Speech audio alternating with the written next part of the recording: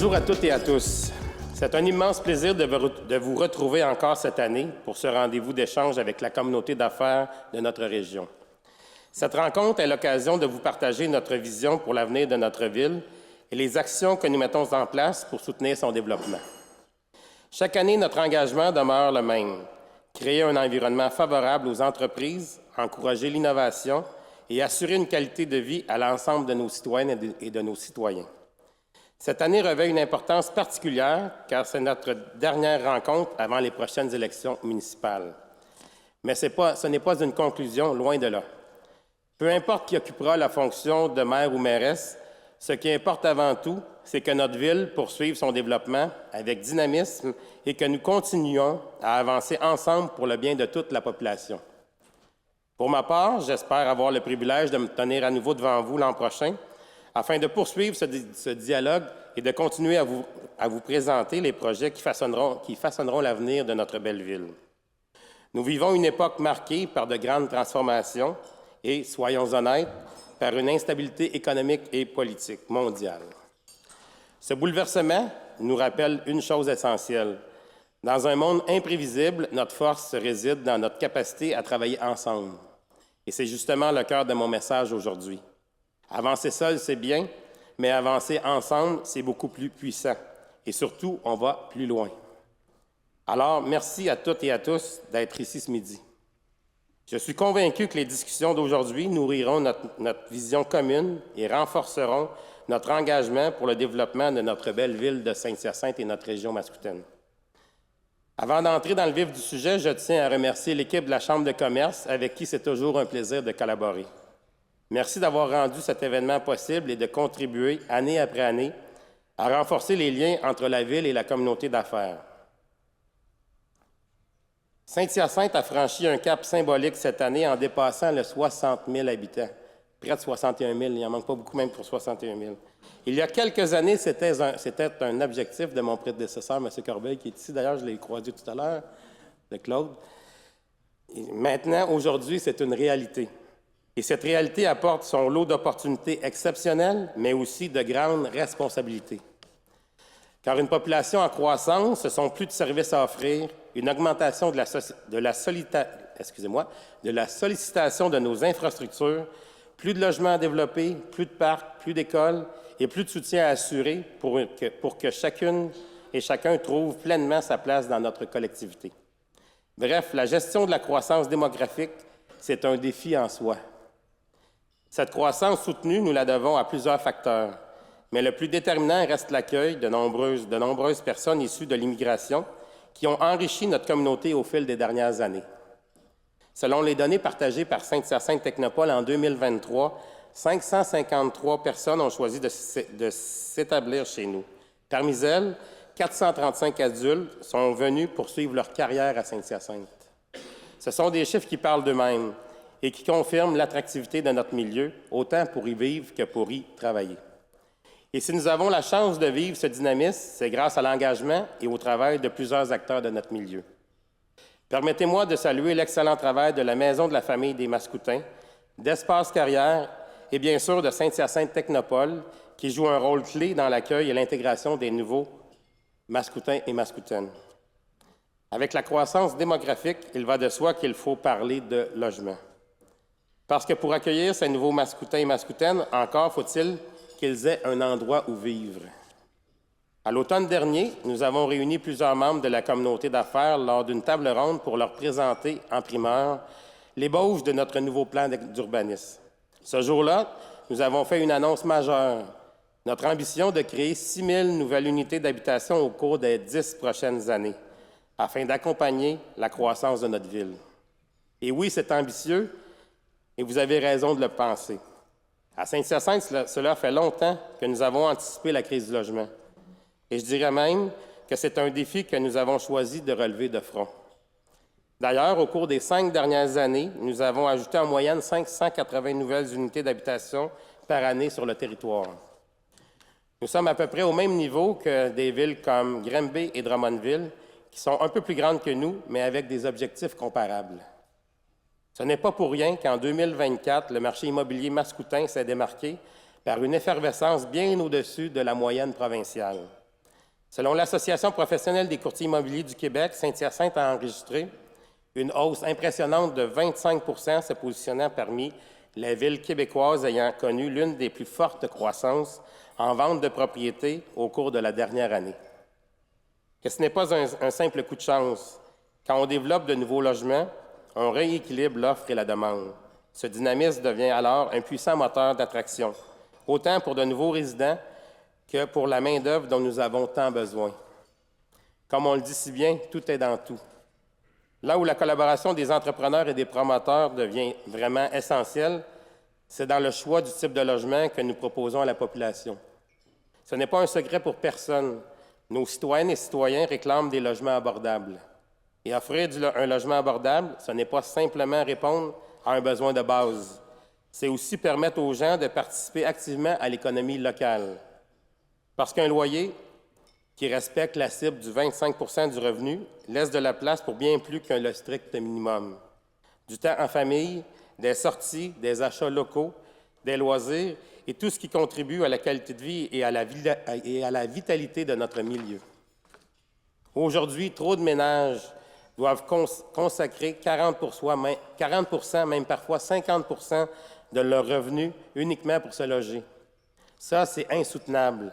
Et c'est exactement ce que nous devons changer. Pour y arriver, nous avons besoin de vous. J'en appelle donc une fois de plus à votre collaboration. Comme ville, notre priorité est claire. Répondre aux besoins réels de notre population, avec des logements abordables, bien conçus, spacieux, bâtis avec des matériaux durables et idéalement situés près des services essentiels. Quand on parle de développement économique et social, c'est facile de penser uniquement en chiffres ou en infrastructures. Mais derrière chaque projet, il y a des humains, des idées, des ambitions et surtout un profond désir de faire avancer notre communauté. Récemment, j'ai eu le privilège de rencontrer des personnes inspirantes dont les projets porteurs de sens contribuent directement au dynamisme de notre communauté. Ce qu'ils ont réalisé illustre parfaitement tout ce dont nous venons de parler. On va vous présenter une petite vidéo. À Saint-Hyacinthe, le domaine sur le verre redéfinit ce que signifie habiter un quartier. Plus qu'un projet résidentiel, c'est une vision globale qui intègre des infrastructures essentielles et un véritable engagement envers la collectivité. Rencontre avec Roger Letendre, le promoteur derrière ce projet. Bonjour, M. Letendre, vous allez bien? Ça va très bien, toi, André? Oui, ça va très bien. Ça fait un petit bout qu'on se connaît, qu'on va se tutoyer. Vous n'avez pas d'objection à ça? J'ai pas d'objection à ça. Parfait. On se rencontre aujourd'hui pour parler du domaine sur le verre, du beau projet que vous êtes impliqué depuis plusieurs années dans le domaine sur le verre. Oui. Parlez-moi un peu pourquoi vous avez décidé d'investir dans un quartier comme le domaine sur le verre. Qu'est-ce qui vous a amené à vouloir vous investir pour la ville de Saint-Hyacinthe? À un certain moment donné, j'ai eu connaissance que le terrain de golf était disponible à la vente.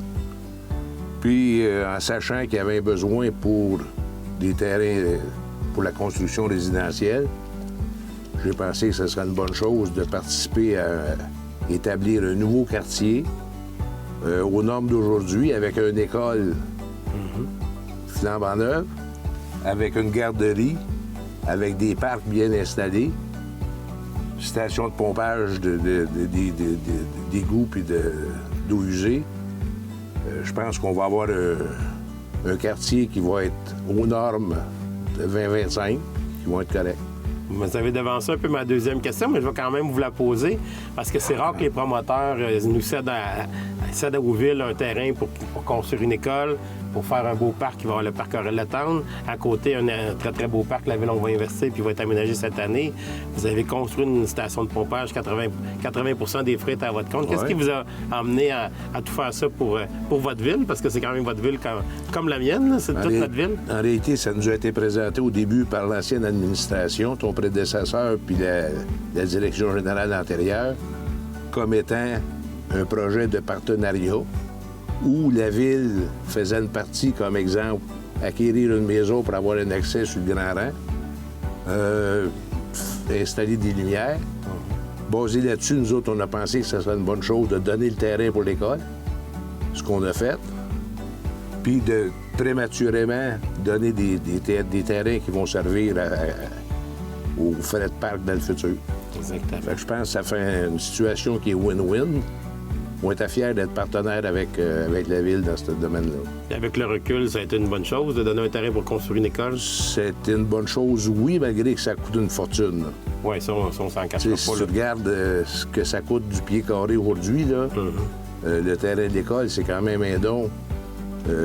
Important, très important. Important, puis j'ai l'air d'être un peu dans les sols. Tu sais, tu regardes les fabriques, tu regardes...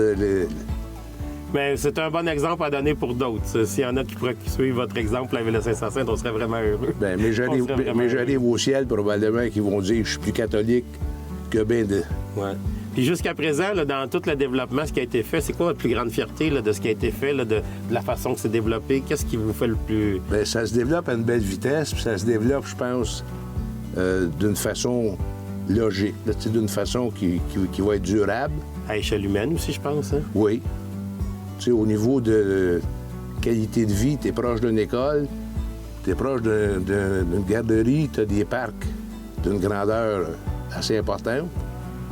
Je pense, puis des infrastructures qui vont être neuves. Ça veut dire que vous avez un quartier à la ville où il n'y a pas d'investissement à faire dans le futur pour réparer des infrastructures. Puis Contrairement à plusieurs vieux quartiers dans ce moment qui nous coûtent une fortune en infrastructures souterraines, vous avez bien raison. En réalité, vous autres ici, tout ce que vous allez faire, vous allez collecter des taxes, puis vous n'aurez pas de trouble.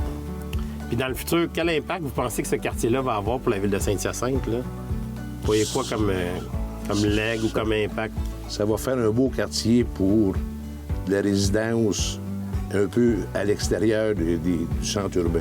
Exactement, je suis 100% d'accord avec vous. Là, la question que vous attendez puis que je m'attends à votre réponse aussi un peu, mais il faut que je vous la pose quand même. C'était quoi les plus grands défis pour réaliser votre projet? Parce qu'on sait qu'il y a des défis là, avec plusieurs, dont la Ville de Saint-Hyacinthe, on ne se le cachera pas. C'est pas toujours facile de s'entendre dans des développements, puis on a des règles à suivre, puis de votre côté, vous avez aussi des objectifs. Mais c'est quoi votre plus grand défi que vous me diriez? Le plus grand défi, c'est toutes les réglementations qui existent, que ce soit au niveau de la CPTAQ, au niveau de l'environnement, au niveau de l'urbanisme de la ville. Ça prend réellement quelqu'un qui a une patience d'or pour venir à bout de traverser ça. On est chanceux parce que vous avez une très grande patience, comme on me dit.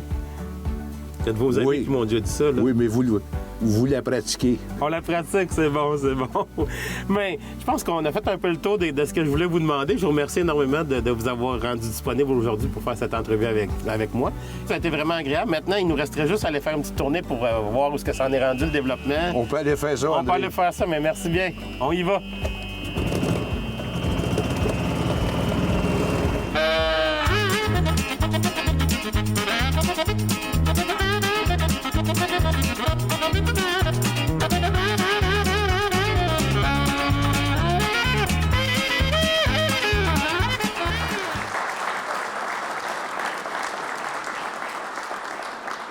Vous avez sûrement reconnu M. Letendre, hein? C'est un homme intègre, puis il dit ce qu'il a à dire, puis c'est vraiment agréable de le rencontrer. M. Letendre n'est malheureusement pas présent aujourd'hui, il est loin de nous autres, mais il aurait aimé ça être avec nous. Mais je tiens vraiment à le remercier pour sa participation à la réalisation de cette capsule. Comme vous avez pu le remarquer, le développement Le Domaine sur le verre est le fruit d'une collaboration étroite entre la Ville de Saint-Hyacinthe et son promoteur, M. Roger Letendre. Depuis le lancement du projet, 350 logements ont déjà été construits. À terme, environ 1500 autres unités sont prévues. Dès le début des réflexions sur l'aménagement de ce futur quartier structurant, M. Letendre et la Ville ont travaillé main dans la main pour concevoir un projet qui répond aux besoins de la communauté. Plusieurs éléments clés ont été intégrés dans la planification. Des espaces institutionnels, de nombreux espaces verts, des corridors dédiés aux déplacements actifs, ainsi qu'un système de rétention des eaux pluviales à la fois naturel et écologique. Tous ces éléments ont permis de créer un milieu de vie complet, harmonieux et adapté aux besoins de ses futurs résidents et résidentes. Mais la contribution de M. Letendre va bien au-delà d'un concept de développement novateur. Dès la première phase du projet, il a cédé à la Ville près de 19 000 m² pour la construction d'une nouvelle école primaire, un don majeur pour la communauté de Saint-Hyacinthe. Et ce n'est pas tout. Le bâtiment de l'ancien clubhouse du terrain de golf La Providence a été requalifié et accueille désormais un CPE pouvant accueillir 88 enfants, répondant ainsi aux besoins croissants des familles du quartier. Pour soutenir le développement de ce nouveau secteur résidentiel, il a assumé 80 des coûts liés à la mise à niveau de la station de pompage Domaine-sur-le-Vert. Enfin, dès le début du projet, il a pris l'initiative de créer une pépinière permettant aux futurs résidents d'obtenir gratuitement des arbres à planter sur leur terrain, contribuant ainsi à un environnement plus vert et plus agréable. Il s'agit là d'un bel exemple de contribution à la collectivité mascoutaine qui démontre une fois de plus que seul on va plus vite, mais ensemble on va plus loin. Et je ne vais pas vous mentir, nous savons que le processus entre le dépôt d'un projet et son acceptation par toutes les instances peut être long et parfois semé d'embûches. Avant d'être maire de notre ville, j'ai été conseiller municipal pendant 12 ans. Au fil du temps, j'ai vu évoluer les normes en matière d'aménagement du territoire ou de la gestion de l'eau, mais aussi les exigences du ministère de l'Environnement ou celles du ministère des Transports, pour ne nommer que celles-là. Je comprends donc que vous puissiez parfois avoir l'impression que vos dossiers n'avancent pas aussi vite que vous le souhaiteriez. Mais encore une fois, je dois être transparent avec vous. Ces processus sont complexes, très complexes même. Comme bien d'autres secteurs, nous faisons face à une pénurie de main-d'œuvre et la réalité est qu'il manque d'inspecteurs sur le marché. Malgré cela, nos équipes travaillent d'arrache-pied et je suis extrêmement fier de ce qu'elles accomplissent, malgré des effectifs réduits. Cela dit, nous sommes pleinement conscients des défis auxquels nous faisons face et nous nous engageons à améliorer nos processus afin que les entrepreneurs aient envie de concrétiser leurs projets ici, chez nous. Il y a un élément sur lequel je souhaite revenir concernant le quartier Domaine-sur-le-Vert, la construction de la nouvelle école du même nom. Comme vous le savez sans doute, il s'agit de la première école primaire construite sur notre territoire en 50 ans. Un événement marquant pour notre communauté. J'ai rencontré M. Jean-Pierre Bédard, directeur général du Centre de services scolaires de Saint-Hyacinthe, afin de vous présenter ce projet de construction innovant et unique au Québec. Un moment historique pour Saint-Hyacinthe. Après 50 ans, une nouvelle école primaire voit enfin le jour. Plus qu'un bâtiment, c'est une promesse pour l'avenir, un engagement envers nos jeunes et notre communauté. Découvrez l'histoire derrière cette réalisation et son impact sur les familles d'aujourd'hui et de demain. Mais bonjour, M. Bédard, vous allez bien, j'espère? Oui, absolument. Ça fait bonjour, plaisir que vous ayez accepté de faire une capsule avec moi. Ma première question m'amène à dire qu'est-ce qui a amené à la création de cette nouvelle école-là à Saint-Hyacinthe? On sait que la dernière école datait d'une 50aine d'années. Et là, on est content d'avoir une vraie belle école luxueuse, puis des années 2020, comme on pourrait dire. Là. Ah, ça rajeunit personne. Hein? 50 ans, un beau tempo. En même temps, 50 ans de la PhD, polyvalente Hyacinthe-Delorme, puis nouvelle école aussi sur le secteur de Saint-Hyacinthe.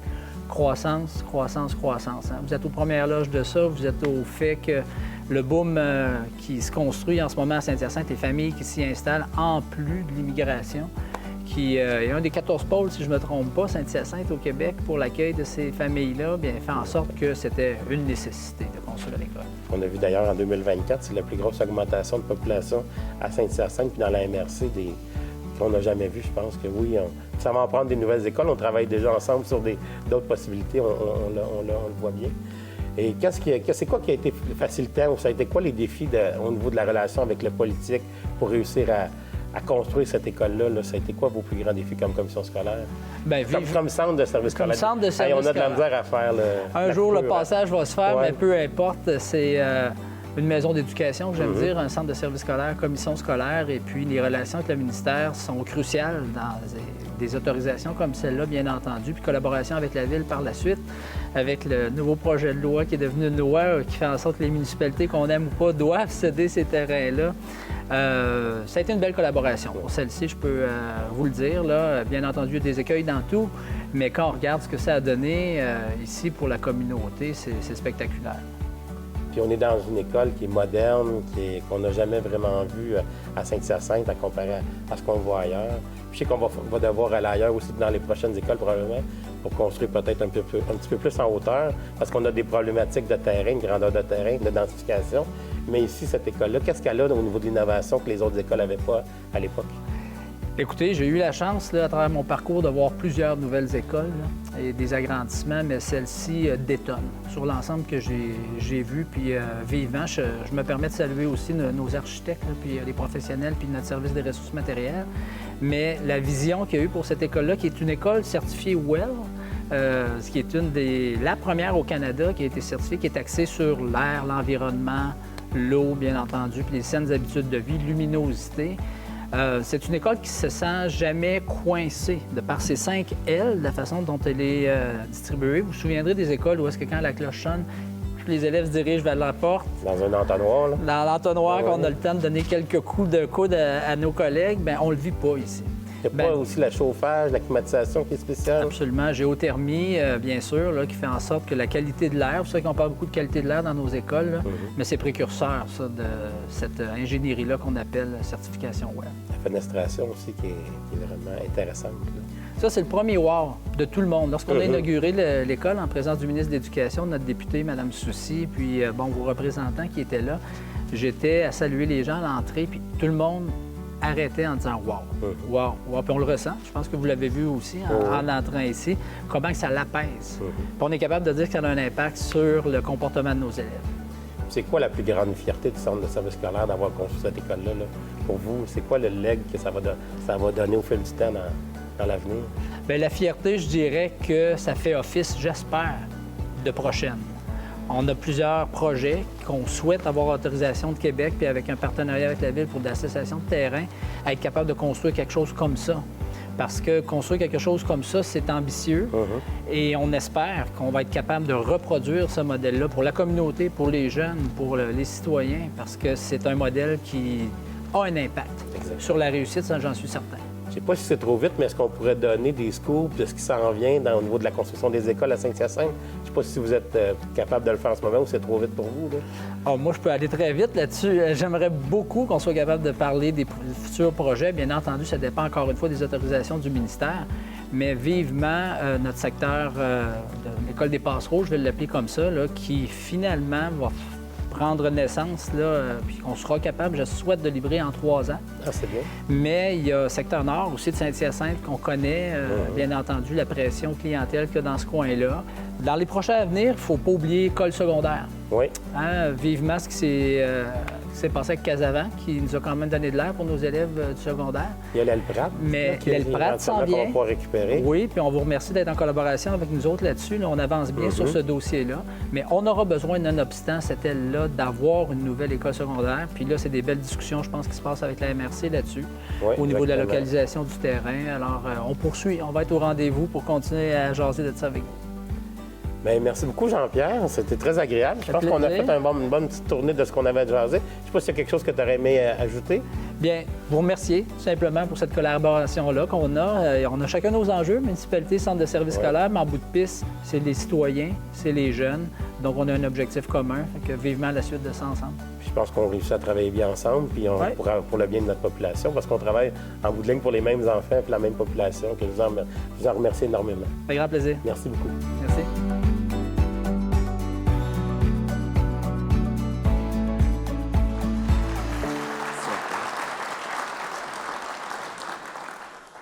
Merci, Excusez-moi. Merci, Jean-Pierre, d'avoir accepté mon invitation et pour le temps que tu m'as accordé pour faire cette capsule vidéo. Je le répète souvent, mais la croissance démographique, bien qu'extrêmement bénéfique pour notre économie, s'accompagne aussi de défis. Qui dit plus de familles, dit aussi plus de besoins, notamment en infrastructures scolaires. Là encore, cela amène certains défis. Depuis l'adoption du projet de loi numéro 40 en 2020, les municipalités du Québec sont tenues de céder gratuitement aux centres de services scolaires les terrains nécessaires à la construction ou à l'agrandissement d'établissements scolaires sur le territoire. Ce transfert de responsabilité pèse lourd sur les municipalités, y compris la nôtre. Au-delà des enjeux financiers liés, la rareté des terrains disponibles est un défi en soi. C'est pourquoi nous misons sur la requalification de bâtiments existants, comme c'est le cas pour la reconstruction de l'École des Passereaux dans le secteur Saint-Joseph.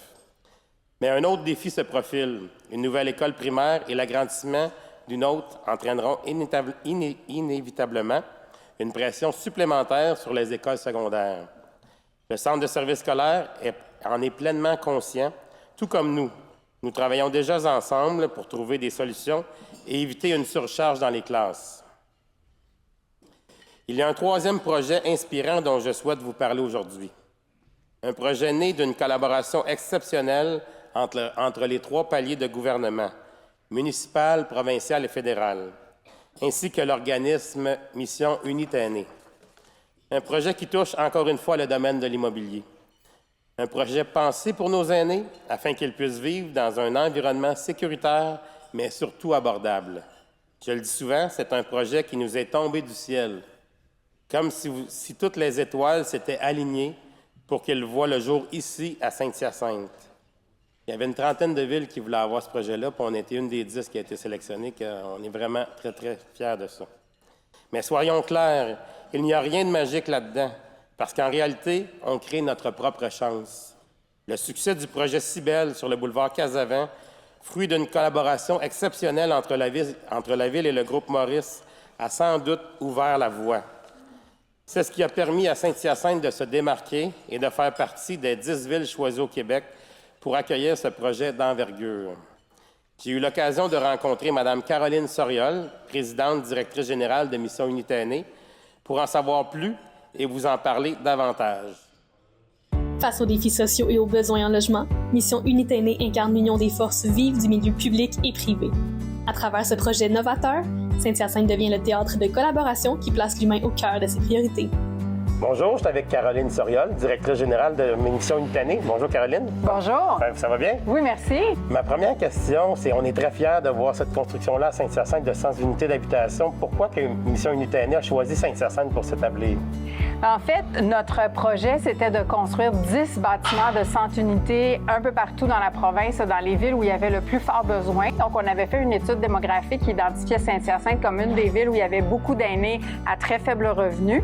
Et puis, un jour d'octobre 2023, on a envoyé une lettre à 30 municipalités et on a dit premier arrivé, premier servi, et Saint-Hyacinthe était parmi les 5 premières. Alors, le leadership de Saint-Hyacinthe a été très important dans le choix de venir ici.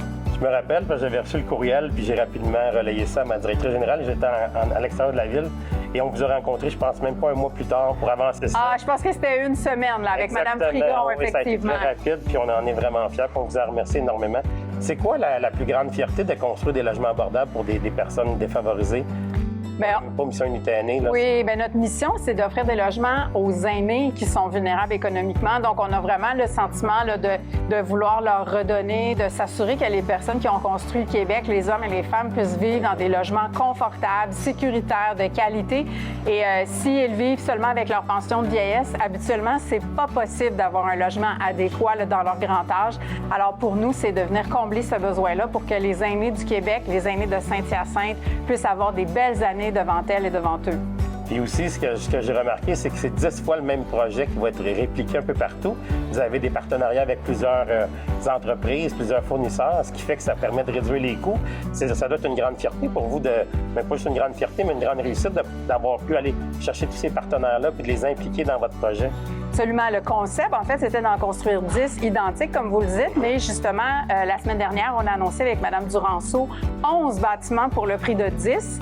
Alors, les économies qu'on a réussi à faire sur tout l'ensemble du programme nous permet de construire dans une 11e ville sans aucun dollar de plus à investir par le gouvernement. Donc, on est très fiers et ça démontre que quand les villes participent, quand les entrepreneurs s'y mettent, quand on a des développeurs et un concept aussi qui est très économique et efficace, on arrive à faire des merveilles.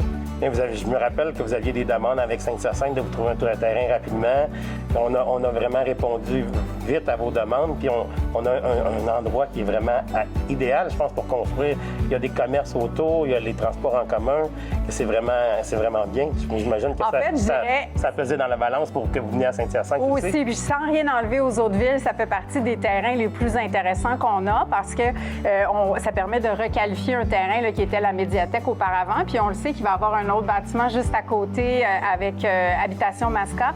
Et entre les deux, la ville s'est engagée à créer un espace vert. Donc, ça va vraiment être tout un complexe, tout un endroit agréable. En plus des logements, il va y avoir aussi tout l'environnement qui est fait grâce au leadership de la ville de Saint-Hyacinthe. Et merci. C'est très, très gentil de votre part. Vous venez d'en parler un peu, mais ça va avoir un impact pour les gens qui vont résider ici. Le fait d'avoir un espace vert, c'est vraiment merveilleux, tant qu'à moi, là. Oui, certainement. Puis avec l'autre bâtiment qui va être juste à côté, avec l'autre projet aussi que vous avez, bien, ça va aussi permettre d'avoir une intergénérationnalité. Donc, c'est vraiment une vision que vous avez eue de développement pour le quartier ici, puis on est très fiers d'en faire partie. Éventuellement, cette bâtisse-là, elle est cédée par la Ville à Habitation Mascotte qui va la gérer. D'ailleurs, la plupart des logements sont déjà réservés par des gens qui ont très, très hâte de venir y résider. Et l'autre bâtiment à côté est aussi construit par Habitation Mascotte. On va pouvoir former un bel environnement où les gens vont pouvoir vivre avec, entre les deux bâtiments, un parc. C'est vrai, ça va être vraiment de toute beauté. De toute beauté. Puis Monsieur Ladouceur nous disait qu'effectivement, tous les logements avaient déjà été assignés, qu'il y avait déjà 140 personnes qui souhaitaient venir vivre ici dans les 100 logements. Alors, c'est toutes des personnes dont la vie va changer radicalement quand elles vont pouvoir aménager ici dès l'automne prochain. Dès l'automne, ça va très, très vite. Mais je vous en remercie énormément. Puis en terminant, peut-être que ça va donner le goût à d'autres entrepreneurs ou à d'autres gens de faire des projets comme Mission Unitané. Puis Mission Unitané, je vous souhaite d'en réaliser d'autres à l'intérieur du Québec. Puis peut-être éventuellement un deuxième à Saint-Hyacinthe. Merci beaucoup, Mme Soriol. Ça a été très agréable de faire cette entrevue avec vous. Merci de m'avoir invité. Merci. Au revoir.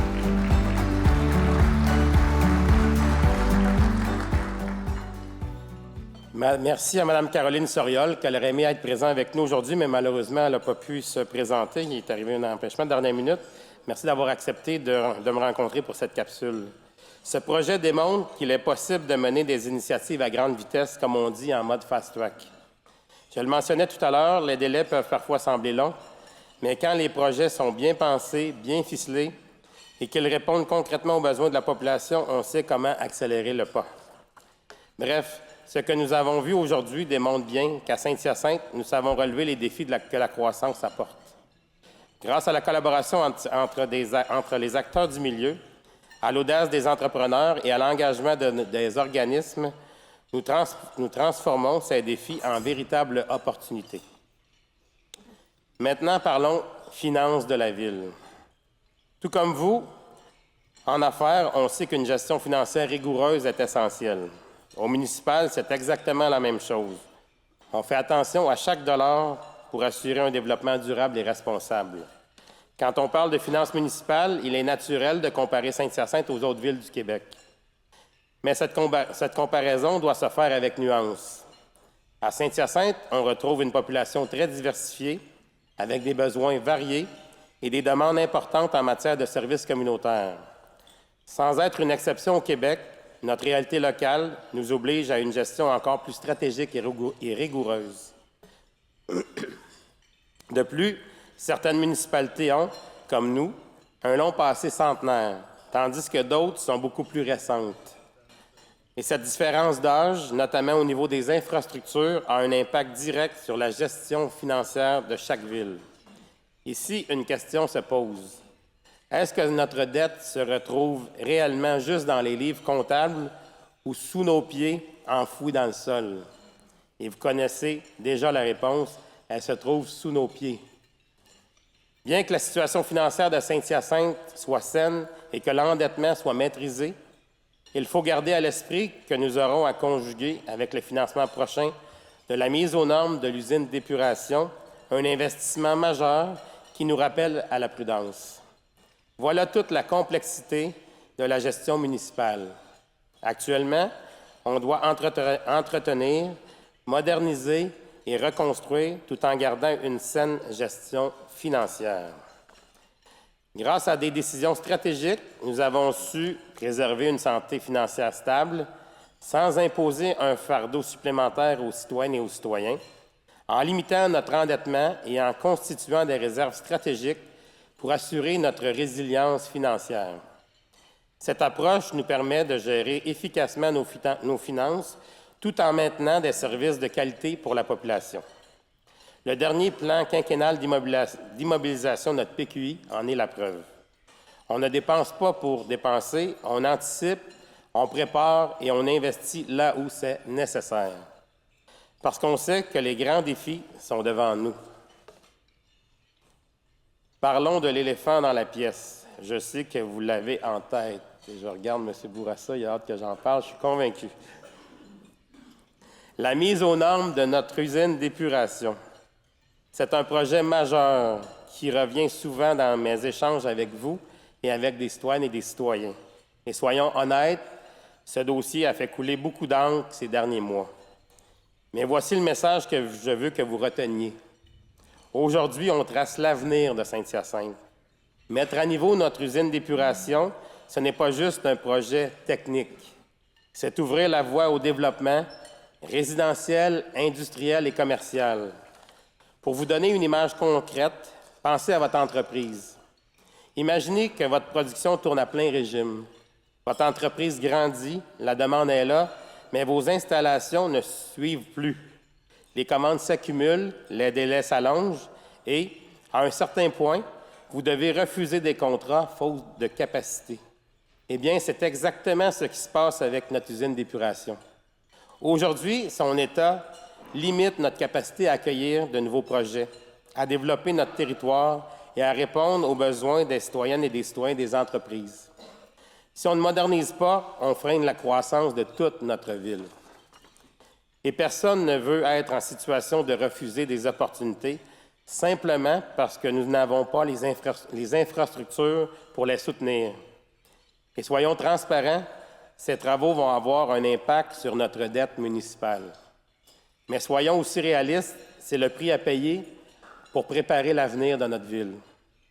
C'est notre responsabilité de le faire, et nous ne sommes pas les seuls à vivre ces enjeux. Nous sommes même dans les premières villes du Québec à mettre aux normes son usine d'épuration. D'ailleurs, le mois dernier, le journal La Presse a publié un excellent article sur les défis du développement résidentiel et des infrastructures municipales. On y indiquait que selon le Centre d'expertise et de recherche en infrastructures urbaines, la valeur de remplacement des infrastructures de l'eau à risque de défaillance, élevée et très élevée au Québec, est estimée à 19,3 milliards de dollars. C'est énorme. À Saint-Hyacinthe, nous devons investir près de 300 millions de dollars dans nos infrastructures d'eau pour assurer leur pérennité. La réalité est simple. Nous sommes largement sous-financés et ce manque de ressources freine directement notre développement. Nous attendons toujours une réponse du gouvernement provincial à qui nous avons récemment présenté à nouveau notre projet, désormais estimé à 127 millions de dollars. À ce jour, nous avons déjà reçu une aide financière de 25,2 millions de dollars du ministère des Affaires municipales et de l'Habitation. Une demande a été déposée pour bonifier cette contribution de plus de 24 millions de dollars. Dans ce dossier, nous avons la chance de pouvoir compter sur le précieux appui de notre députée provinciale, Mme Chantal Soucy, que je tiens à remercier. Au niveau fédéral, nous avons également soumis 2 demandes, l'une de 6 millions de dollars pour l'usine elle-même et l'autre de 26 millions de dollars pour les travaux sur le réseau. Par ailleurs, une aide financière de 300 000 $ a déjà été obtenue pour la gestion des odeurs et nous poursuivons activement nos démarches afin d'optimiser le montage financier du projet. Nous demeurons optimistes. Une annonce de confirmation de subvention pourrait survenir bientôt. Comme l'a si bien dit Catherine Fournier, mairesse de Longueuil, dans la presse, aux citoyens qui rêvent de centres aquatiques et de belles piscines, il se peut qu'il ne reste plus grand-chose après avoir investi dans l'eau. Et elle a entièrement raison. Les infrastructures d'eau, ce ne sont pas des projets qui font rêver, ce n'est pas des coupeurs de rubans, ce n'est pas des photographes, il n'y a pas d'effet wow. Mais c'est ce qu'il faut faire. Et pendant que nous modernisons nos infrastructures d'eau, nous devons continuer à offrir tous les autres services à la population. D'ailleurs, la mise aux normes de notre usine n'est qu'un des nombreux chantiers en cours. Nos équipes travaillent activement sur plusieurs initiatives liées à la gestion de l'eau. Prochainement, nous lancerons un grand chantier qui se déploiera sur 6 ans, impliquant les citoyennes et citoyens propriétaires afin de mieux gérer l'eau à la source, notamment les eaux de ruissellement. Alors aujourd'hui, encore une fois, je fais appel à vous, je tends la main. Si vous avez la possibilité de nous aider, faites-le. Posez-vous la question, quel héritage souhaitez-vous laisser à votre communauté et aux générations futures? Dans 5, 10, 20 ou même 30 ans, quand vous regarderez en arrière, quand vous ferez le bilan de votre parcours professionnel et personnel, vous vous souviendrez sans doute des projets que vous avez portés et des défis que vous avez relevés. Mais surtout, vous saurez que vous avez contribué à quelque chose de plus grand que vous. Plus que jamais, nous devons travailler ensemble. Mettre à niveau nos infrastructures, c'est aussi les bases solides de notre ville, dont notre ville a besoin pour se développer. Mais une économie forte ne repose pas uniquement sur des fondations physiques.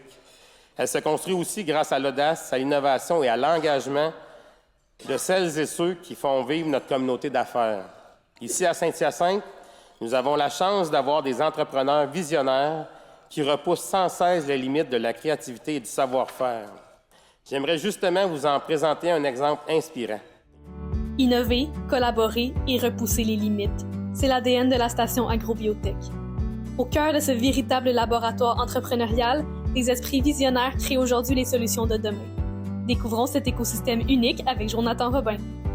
Bien, bonjour Jonathan, j'espère que ça va bien. Oui, très bien. J'aimerais ça qu'on puisse se tutoyer parce qu'on se connaît quand même depuis plus de 30 ans. Là. Moi, je t'ai connu au baseball au Loisir d'Ouville à l'époque, tu avais une dizaine d'années, là, que tu n'as pas d'objection qu'on se tutoie. Mais non, pas de problème. Bien, parfait. Ma première question pour toi, Jonathan, ce serait...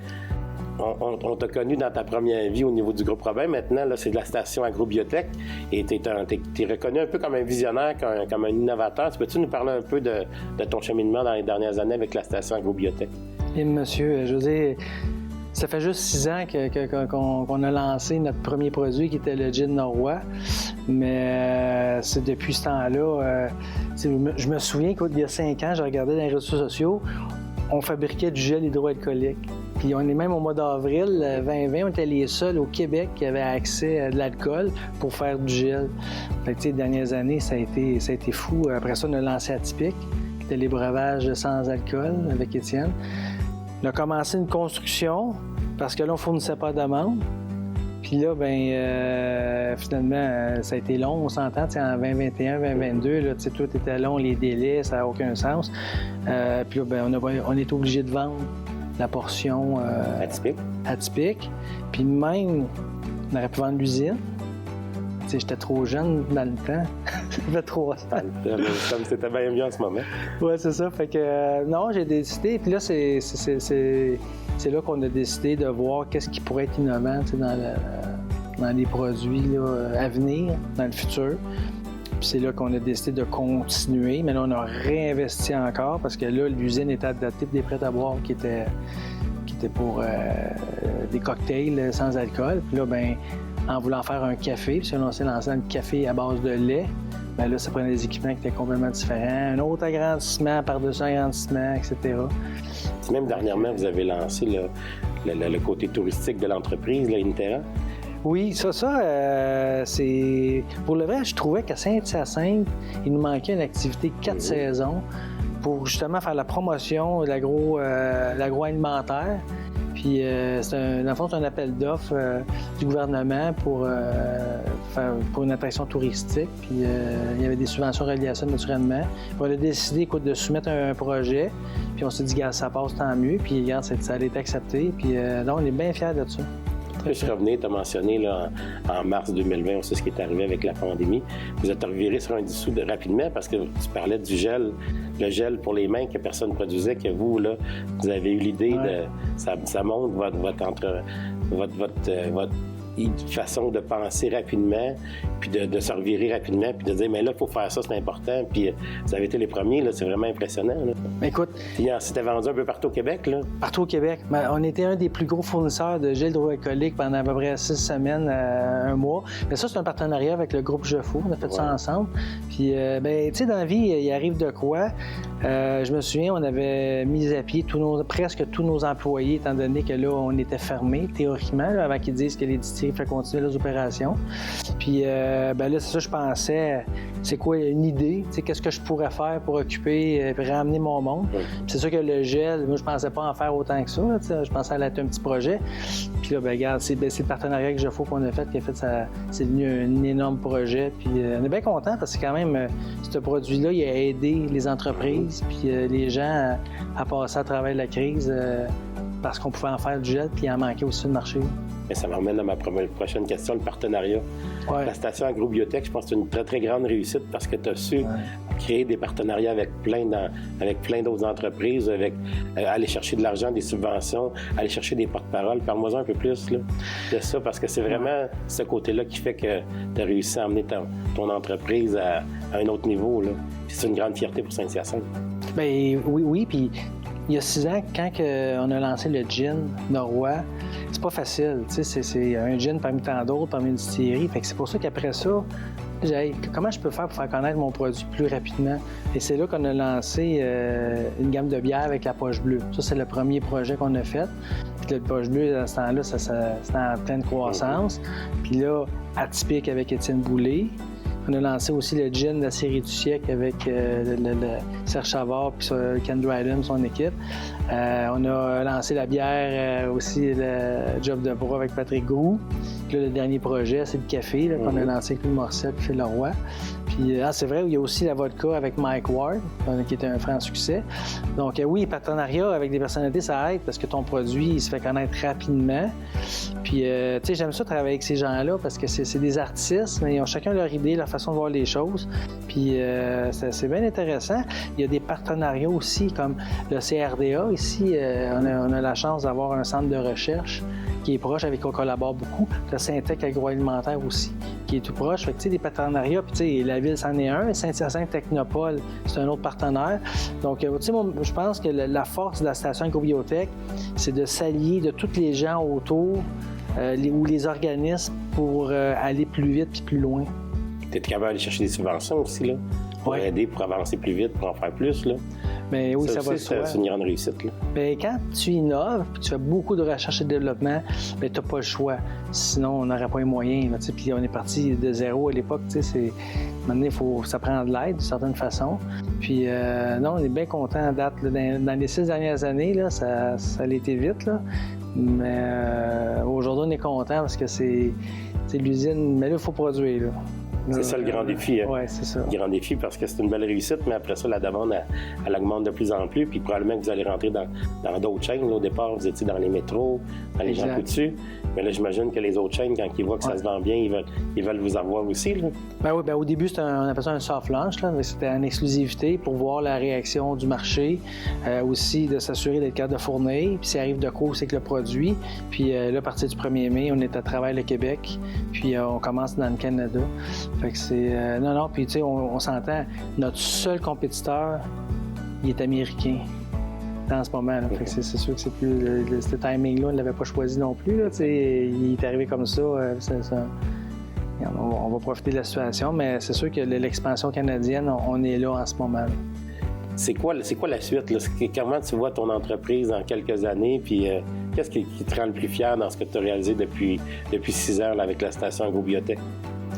Bien, premièrement, moi, ce qui me rend plus fier, je suis un mascoutin pur laine, tu m'as connu très jeune, né à Douville, mais c'est de développer l'entreprise à Saint-Hyacinthe avec, on parlait de collaboration, avec les centres de recherche. On s'entend que l'agroalimentaire, c'est Saint-Hyacinthe.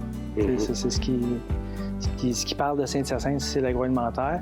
Puis de développer dans l'agro à Saint-Hyacinthe, à 2,7 km de chez nous exactement. Ça, c'est ce qui me rend fier. Puis, tu sais, les gens ici, moi, j'aime ma ville, j'aime la développer, j'aime participer. Tu sais, on se voit dans toutes les soirées. Là, tu sais, c'est ça qui me rend plus fier. Puis, écoute, tout ce que je me vois dans... Regarde, il y a 6 ans, tu m'avais dit, tu le vois où? J'aurais jamais pensé être ici à faire du café, puis des partenariats. Là.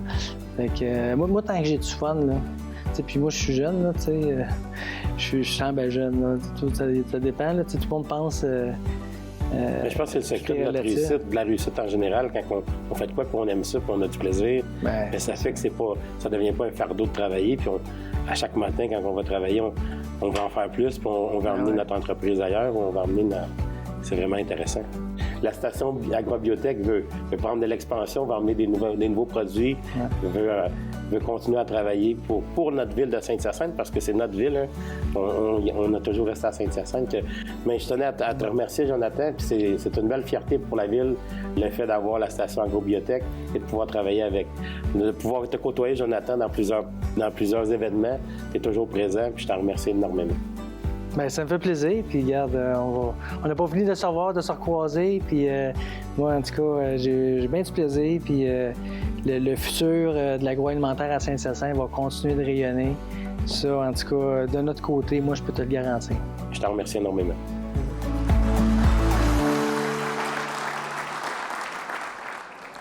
Merci, Jonathan, pour ta participation à cet événement. Tu es une véritable source d'inspiration pour la communauté mascoutaine.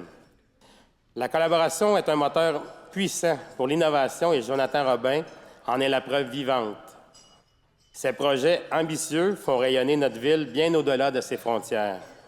Dans un domaine qui fait partie de notre ADN, il incarne à la fois la créativité, l'audace et le champ des possibles. Mais cela ne signifie pas que les initiatives à plus petite échelle comptent moins. Au contraire, elles sont le cœur même de notre économie locale. Les entrepreneurs et les gens d'affaires sont ceux qui repoussent sans cesse les limites de la créativité. Entourez-vous de personnes qui partagent votre passion et votre vision. Comme je le disais tout à l'heure, seul on va plus vite, mais ensemble on va plus loin. Je pourrais également dire, seul on rêve, ensemble on réalise. Parlons maintenant d'un projet qui, bien qu'il ne soit pas toujours sous les projecteurs, joue un rôle clé dans notre développement économique. Un projet unique à Saint-Hyacinthe, porté par des personnes passionnées et engagées, notre aéroport. J'entends parfois dire que l'aéroport n'apporte rien à notre région, mais c'est faux. On comprend facilement l'utilité d'une caserne de pompiers, d'un viaduc, d'un hôpital, d'une bibliothèque ou encore d'une piscine municipale. Ces infrastructures rendent des services concrets à la population. Mais quand il est question d'un aéroport, on en perçoit moins bien l'impact naturel. Peut-être parce que dans notre esprit, un aéroport, c'est avant tout les Boeing et les Airbus. Mais un aéroport, c'est bien plus que cela. C'est un levier pour notre développement économique, un atout pour attirer des investissements et stimuler l'innovation. C'est une infrastructure qui crée des opportunités et qui contribue directement à la vitalité de notre région. Pour mieux comprendre ce projet, j'ai discuté avec M. François Marquis, président de la Corporation de l'aéroport de Saint-Hyacinthe. Voici ce qu'il avait à nous partager. Imaginez un aéroport comme levier de croissance pour toute une région. C'est le pari que fait Saint-Hyacinthe avec ce projet structurant destiné à stimuler l'économie locale et ouvrir de nouvelles perspectives d'affaires.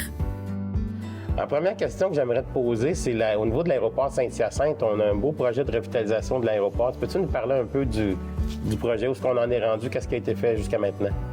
Bon, en fait, on part d'un état d'une installation qui est en fin de vie utile. Et au niveau des travaux qui ont été faits, on a fait des aménagements pour se conformer aux règles environnementales. Les travaux, on a fait beaucoup d'ingénierie aussi pour s'assurer qu'on est en conformité avec Transport Canada, ces choses-là. Nous, on veut faire un aéroport où est-ce qu'on va être capable d'accueillir facilement des bimoteurs, des petits avions d'affaires, des choses comme ça. Et aussi, notre clientèle, c'est qu'on a beaucoup d'instructions qui se fait ici. Donc, il faut que les installations reflètent ces besoins-là. Puis au niveau des travaux, de la rénovation de l'aéroport, de la revitalisation, est-ce que vous avez obtenu des subventions du PACAR, du ministre, au niveau des transports provinciaux? Oui, en fait, la genèse de ça a été avec l'approbation d'une subvention du ministère des Transports sur le programme PACAR. C'est une aide à la réfection des aéroports. Et on a aussi la ville là, qui contribue là, à part égale ou à peu près là, pour le côté, l'aspect financier là, derrière le projet. Il y a beaucoup de travaux qui sont à venir, mais il y en a qui ont déjà été faits, dont un que j'aimerais qu'on mentionne, c'est la station de ravitaillement pour l'essence. Ouais. C'est une belle réussite, là, Saint-Hyacinthe. Ouais. On est les premiers, je pense, au Québec à avoir ce genre de station-là. En fait, c'est arrivé, c'est bien arrivé là, qu'on a installé, on a fait mise au point là, d'un système libre-service pour bicarburant, donc autant le jet fuel que le sans l'eau LED. Donc, les gros hélicoptères, les grosses machines peuvent aussi venir se ravitailler ici. Puis c'est un système, c'est un poste libre-service, c'est une première au Québec. C'était un projet pilote là, que nous, dans lequel on a embarqué avec une compagnie de Drummondville pour qu'eux, ils veulent déployer ce genre de choses-là dans le Grand Nord. Alors, c'était plus important là, de déboguer le système avec nous ici, là, à proximité, là, que de faire ça dans le Grand Nord. Alors, ça a bien fonctionné. Là, maintenant, là, on est opérationnel, puis ça apporte des revenus à l'aéroport. Souvent, les gens me mentionnent, mais l'aéroport, c'est plus un aéroport touristique, récréatif, plus récréatif que touristique. Mais je suis convaincu qu'il y a beaucoup de développement économique qui se fait à cause de l'aéroport. Est-ce que tu peux m'en parler un peu, François? Oui, bien, un aéroport, ce qui est difficile à comprendre pour le commun des mortels, c'est que il y a une multitude d'activités. Nous, ici, il y a beaucoup d'activités de formation. Ce que j'aime à dire, quand on voit passer un petit Cessna qui atterrit, qui redécolle, etc., en avant de ça, il y a un futur pilote de 747. Donc, le milieu de l'aviation en général est en pénurie de personnel, que ce soit de la mécanique, que ce soit le trafic aérien, que ce soit le pilote des équipages de navigation, etc. Donc, nous, on a une vocation de facilitateur là-dedans. Évidemment, quand il y a une école qui s'installe, ça prend des activités de mécanique. Donc, les entreprises, on a une entreprise locale ici, en fait, on en a deux, là, qui a doublé depuis la dernière année. Nous, ici, le trafic, depuis la dernière année, a augmenté de 30 %. On le voit sur le ravitaillement qu'on fait. Donc, ces gens-là viennent ici, ils viennent louer des voitures, ils viennent manger, ils viennent coucher, ils viennent... Donc, il y a toutes sortes d'activités qui se produisent. Et puis, il y a aussi des choses un peu plus secondaires, si on veut, mais le genre d'activité, on a la SOPFEU qui vient de faire l'entraînement ici, on a la GRC qui vient de faire sécurité publique, qui vient de faire des entraînements pour des recherches en mer. Donc, c'est le genre d'activité là, qui n'est pas palpable immédiatement, mais quand on regarde globalement au niveau de la société, c'est important qu'ils existent. Aussi, quand il y a des dons d'organes, ça part d'ici à l'occasion. Il y a ça. Je reviens là-dessus parce que je trouve ça important, là, parce que ça facilite le transport. Effectivement. Puis, pas plus tard que, je pense que c'était l'année passée, on avait un avion qui était mis sur le bassin, parce qu'on a un bassin aussi là, pour je voulais que tu nous en parles d'après. Oui, d'accord. Puis, j'avais quelqu'un avec moi, puis il s'intéressait à la cause. C'était un beaver qui décollait, qui venait de faire sa maintenance. Puis la semaine d'après, je rappelle la personne, j'ai dit, tu sais, la maire de l'Abeille sur Quévillon, là, qui a dit que sa communauté a été sauvée grâce au pont aérien qui a été établi, bien, c'était cet avion-là. Donc, on a une utilité, non pas un rayonnement, non pas régional, là, mais plus large que ça, parce qu'on est capable de donner des activités là, qui sont connexes et secondaires Donc, l'aviation générale, en fait, c'est ça.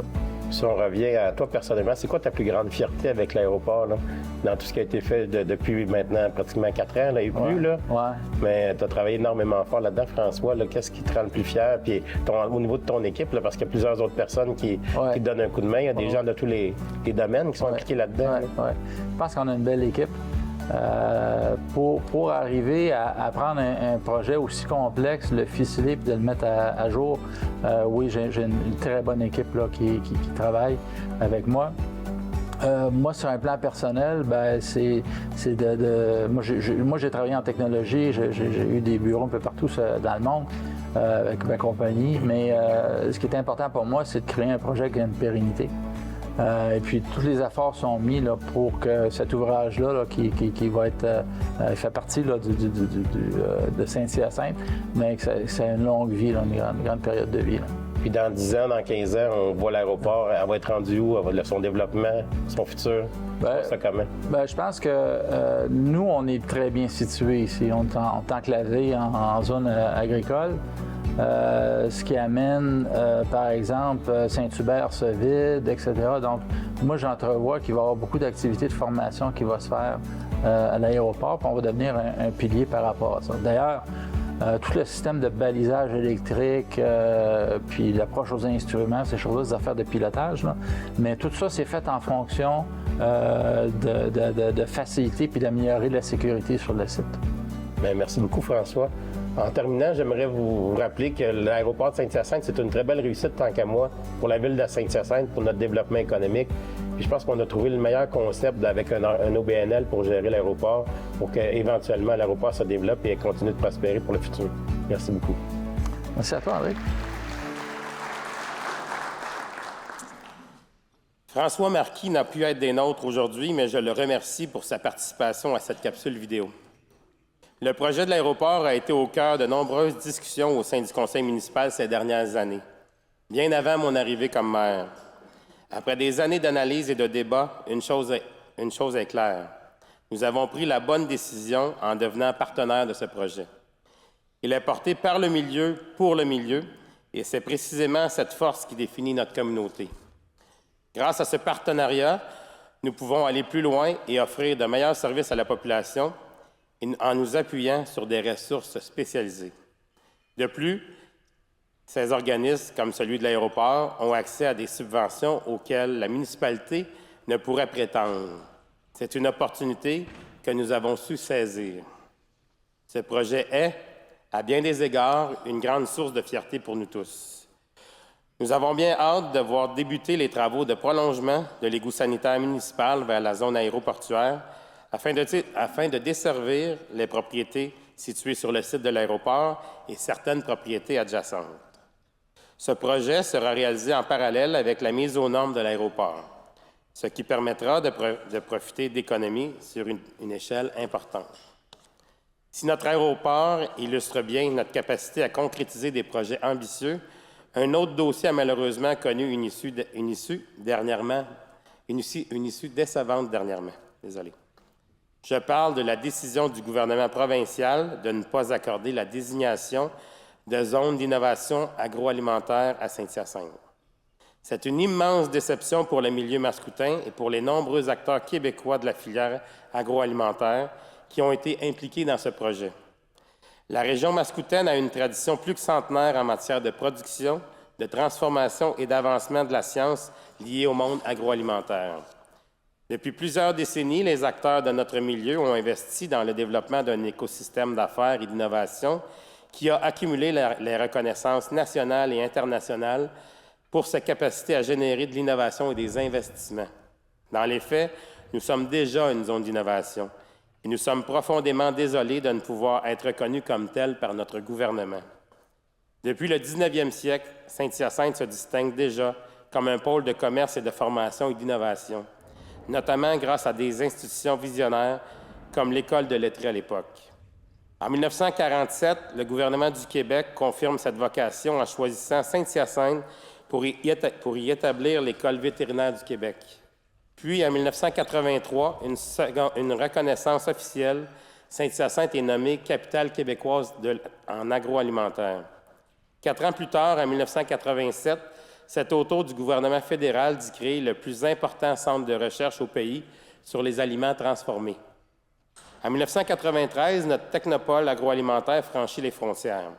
Saint-Hyacinthe devient le premier membre canadien de l'Association internationale des parcs technologiques et des zones d'innovation.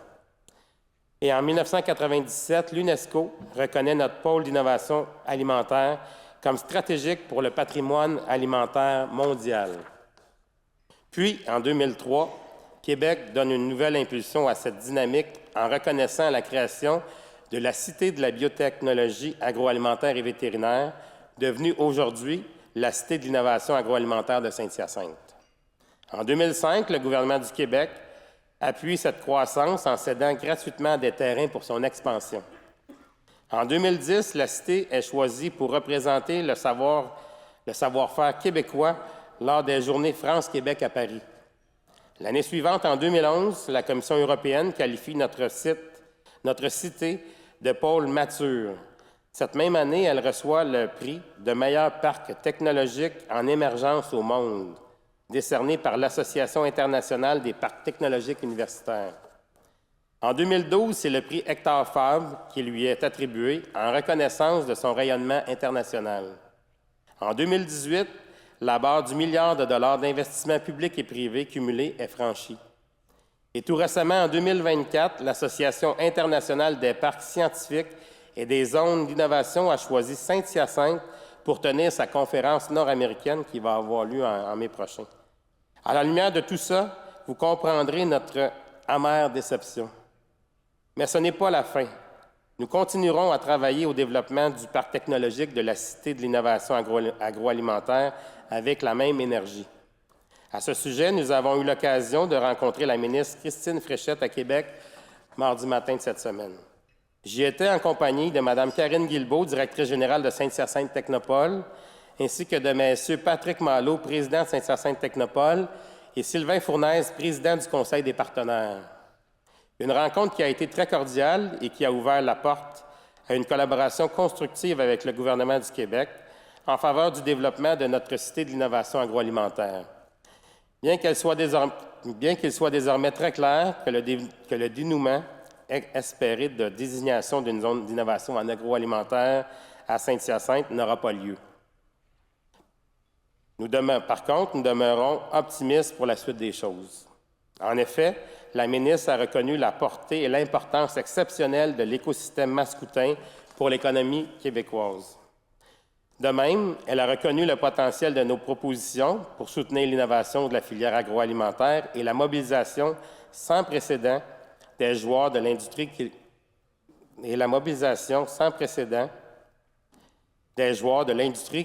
qu'elles ont suscité.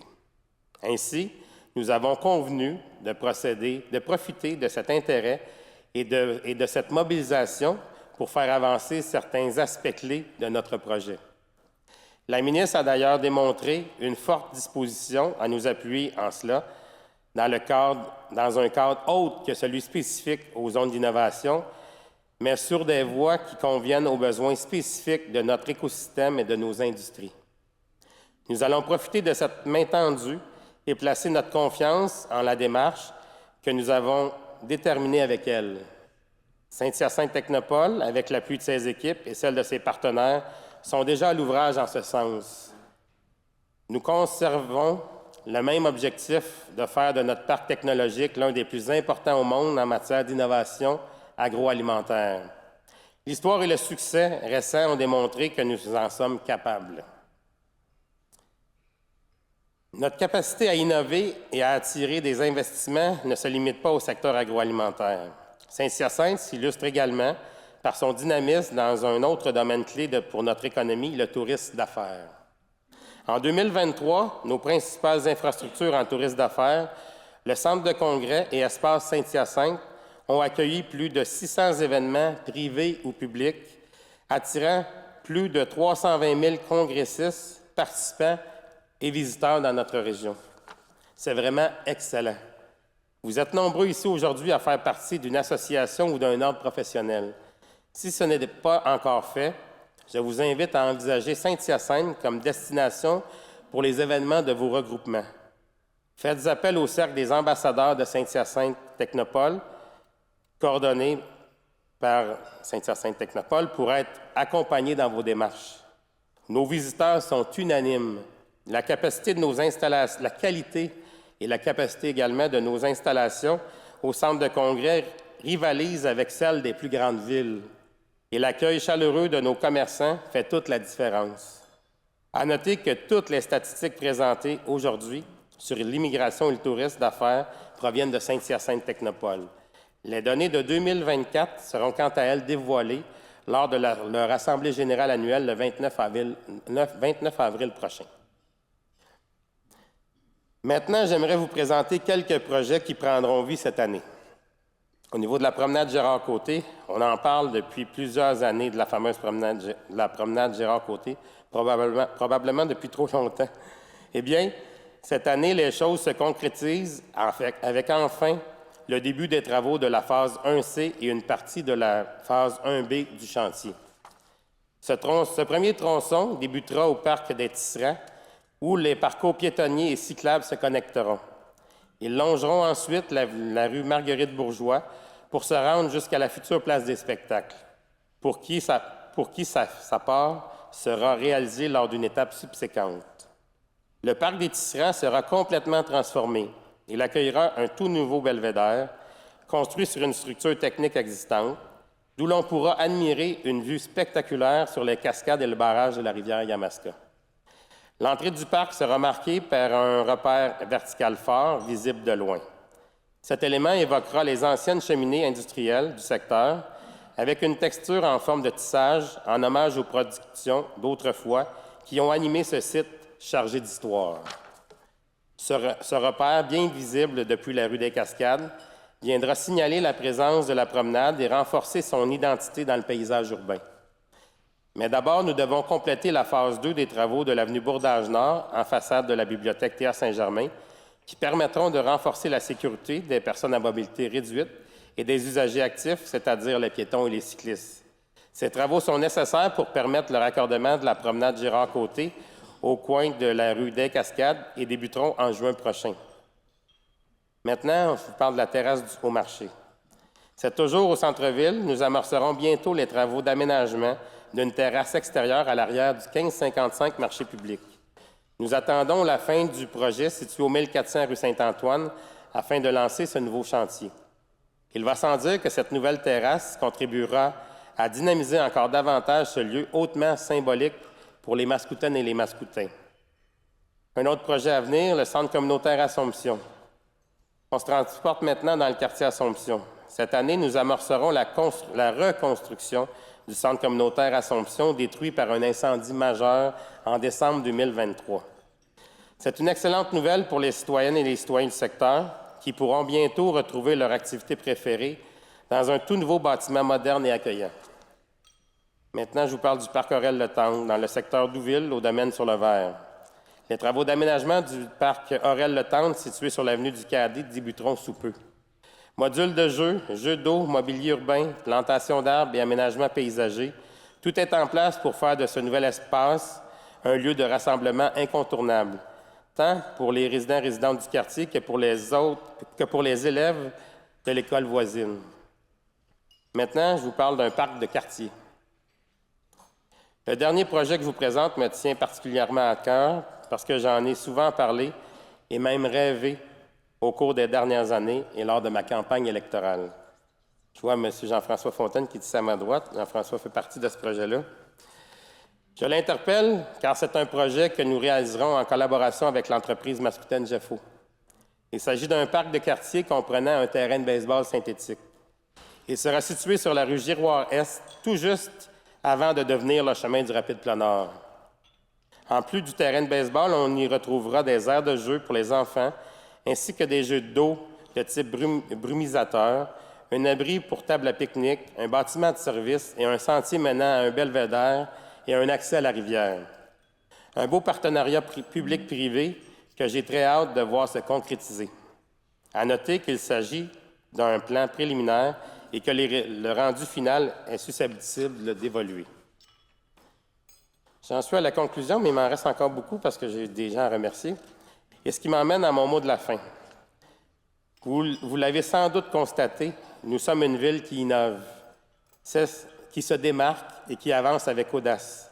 Une ville où chaque projet, chaque initiative, chaque effort collectif contribue à bâtir un milieu de vie dynamique, inclusif et prospère. Et au-delà des grands chantiers et des projets d'envergure, il y a tout ce qui fait notre quotidien. Ces services que nous utilisons sans toujours les remarquer, mais qui assurent la qualité de vie de nos citoyennes et de nos citoyens jour après jour. Je tiens également, sur une note plus personnelle, à réitérer ma grande fierté d'être le maire de Saint-Hyacinthe. J'aime être près des gens et j'ai l'ambition sincère de servir la ville et sa communauté avec humilité et intégrité. J'aimerais également remercier mes collègues, les élus municipaux, pour leur dévouement absolu envers notre ville et nos citoyennes et nos citoyens. Certains ont déjà annoncé leur intention de ne pas renouveler leur mandat aux prochaines élections. Je tiens donc à adresser un merci très sincère à Claire Gagné, qui est ici à l'avant, et à M. Guylain Coulombe, qui est aussi ici à l'avant, pour leur engagement et leur dévouement. Vous avez tous deux accompli un excellent travail, non seulement pour votre district, mais aussi pour toute la ville. Claire, ton implication des 8 dernières années au niveau de l'urbanisme et du développement du pôle culturel a laissé une empreinte précieuse sur notre communauté. Guylain, ton engagement au sein de plusieurs comités de la MRC, notamment en matière de sécurité civile et incendie, en plus de la gestion des cours d'eau, a contribué à faire avancer des dossiers importants pour notre ville. Ton retour dans le monde municipal en 2021 a été très apprécié. Faire de la politique, c'est un engagement, un don de soi. Merci pour tout ce que vous avez accompli. Avant de poursuivre, je tiens à remercier Production 540 pour la réalisation de toutes les superbes vidéos présentées aujourd'hui. Puis je tiens à remercier aussi Anne-Marie Leclerc, qui a contribué beaucoup à réaliser ça avec moi, à le texte et les capsules. Je la remercie énormément. Je tiens également à remercier Mme Caroline Soriol, ainsi que M. Roger Letendre, Jean-Pierre Bédard, Jonathan Morin et François Marquis, d'avoir accepté mon invitation à participer à la réalisation de cette capsule. Enfin, j'aimerais souligner le travail de notre équipe municipale qui met chaque jour son expertise et son engagement au service de notre ville et de ses projets. Finalement, je tiens à vous remercier d'être avec nous aujourd'hui. Saint-Hyacinthe a toujours été une ville de bâtisseurs, pas juste au sens physique du terme, mais aussi dans sa façon de créer des opportunités et d'imaginer l'avenir. Aujourd'hui, nous avons devant nous des défis importants, mais surtout l'occasion de poser les bases d'un avenir encore plus ambitieux pour notre communauté. Et ce chapitre, nous ne l'écrirons pas seuls, nous le construirons ensemble, avec votre engagement, votre créativité et votre vision. Merci à vous, entrepreneurs, commerçants et partenaires. C'est grâce à vous que notre ville avance et qu'elle continuera de se démarquer. L'avenir est entre nos mains, allons-y ensemble. On en est rendu maintenant à la période de questions. Merci pour votre écoute. Vous avez été un très bon public. Vous n'avez pas été trop dérangeant, à part une fois ici à la table à ma droite. Là. En plus, c'est des élus, que j'en reviens pas. On va passer aux questions. Monsieur Bourgard, Éric Leblanc, président de la Chambre de commerce. En même temps, on m'a avisé que, étant donné que vous aviez une bonne présentation chargée, on va avoir un maximum de 4 questions. Ma question d'ordre de communauté d'affaires, je dirais, avec les tarifs douaniers imposés par les États-Unis, on sait que ça affecte plusieurs entreprises de Saint-Hyacinthe. La ville de Saint-Hyacinthe, quelles sont les mesures pour soutenir ou pour aider les entreprises d'ici? Bien, c'est sûr qu'en partant les tarifs douaniers américains, ça représente un très grand défi pour nos entreprises locales. En collaboration avec Saint-Hyacinthe Technopole et la Ville de Saint-Hyacinthe, il y a plusieurs choses qui ont déjà été mises en place pour mesurer et soutenir nos entreprises locales. Il y a même un guide qui a été élaboré par Saint-Hyacinthe Technopole qui est disponible, qui a été élaboré sur mesure pour adopter de l'aide puis pour surmonter les impacts que les nouveaux tarifs américains pourraient nuire à nos entreprises, parce qu'on veut travailler avec eux. De plus, il y a 2 programmes qui ont été mis en place. Je vais regarder, j'avais emmené quelques petites notes parce que je me doutais que cette question-là viendrait un jour. Il y a 2 programmes d'aide financière tels que Cannes Export PME. Vous êtes probablement déjà tout au courant de ça, j'en suis sûr, du gouvernement du Canada, et l'initiative Grand V d'Investissement Québec. C'est des programmes qui sont disponibles pour aider les entreprises à mieux procéder, passer au travers de la crise et à accélérer le virage vers l'innovation. Puis nous encourageons les entrepreneurs à consulter ces ressources et à collaborer avec Saint-Hyacinthe Technopole parce qu'ils sont là pour vous aider. Puis ça fait partie de leurs défis. Les gens de Saint-Hyacinthe Technopole vont collaborer avec vous et ils vont vous aider à trouver des solutions pour que votre entreprise continue à prospérer puis qu'à passer au travers de cette période qui n'est pas vraiment facile en ce moment. On a une deuxième question.